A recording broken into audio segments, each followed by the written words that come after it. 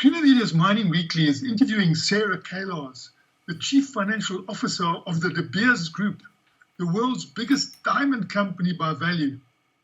Sarah, it's great to chat to you once again. Please tell us about De Beers' excellent year.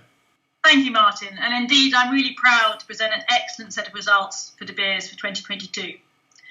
So we delivered a revenue of 6.6 billion and an Ebitda of 1.4 billion. And this is built from operational excellence across our producing assets. So we take those in turn. Our joint venture, Debswana in Botswana, had a really solid year and really exceptional operational excellence and uptime in their producing plants on both assets. In South Africa, Venetia produced the last carats in their open pit. And it's great that we managed to exit the open pit safely in December. And the last few months really delivered some outstanding carats from Venetia. If we turn to Namibia, in 2022, Benguela Gem came on stream ahead of schedule, ahead of budget, and has really contributed to an uptick in production in Namibia.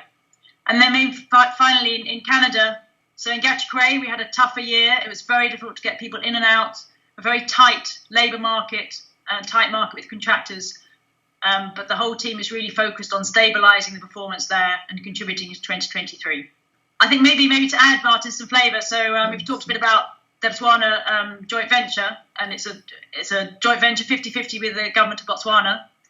It's worth highlighting that the contribution to our 1.4 billion EBITDA is just the 19.2% of our share, De Beers' share, of the Debswana joint venture, and the remaining 81% goes to GRB. And I hear that demand from US was quite good. How strong was the demand from US? Yeah, Martin, it's a great question. So I think it's easy to forget how strong the demand was at the beginning of 2022.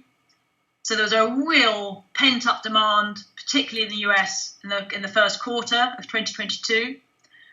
But then, of course, sadly, a year ago, Russia invaded Ukraine. And so there's a bit more uncertainty in the world, a bit more uncertainty around inflation, around cost of living.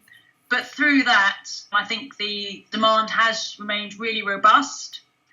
And it's about the same levels or just short of the same levels as 2021, which, of course, was a really outstanding year in terms of global demand.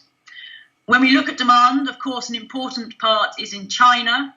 And sadly, 2022 was significantly impacted by COVID disruption, with a lot of shutdowns in various cities.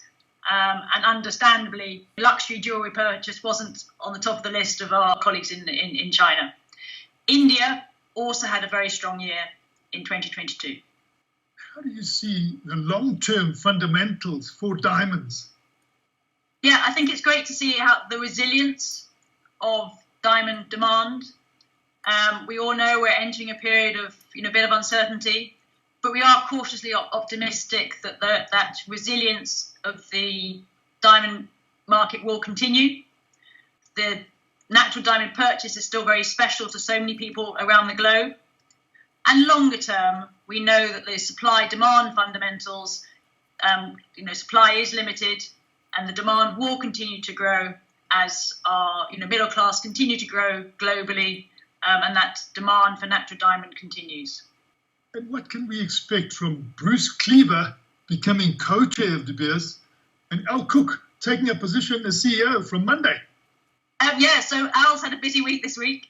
We're all very fond of Bruce. He's led De Beers over many years and been part of the De Beers family for many years.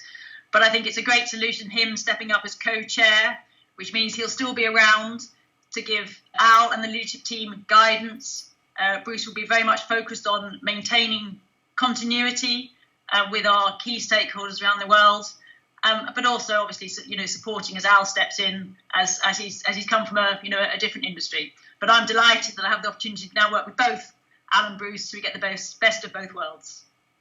What, in your view, should be the biggest takeaway from this interview we're doing now? Well, I think I really want to celebrate the results from 2022, a great set of financial results, but that's really a result of so much focused work from the 20,000 people that I work with within the De Beers family. And of course, it's been a year of change. So in addition to that very solid production, we're also investing a lot of time and effort in some of the more strategic movers.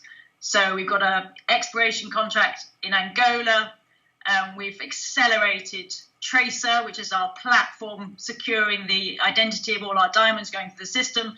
And the Tracer platform now takes on about half the rough diamonds on every site. So it's really getting embedded in the way we do business, as our consumers are raising expectations from day to day, from the provenance and the confidence that we, from De Beers and from Tracer, can give to our end consumers. That was Creamy Media's Mining Weekly speaking to Sarah Kalos, the CFO of the De Beers Group.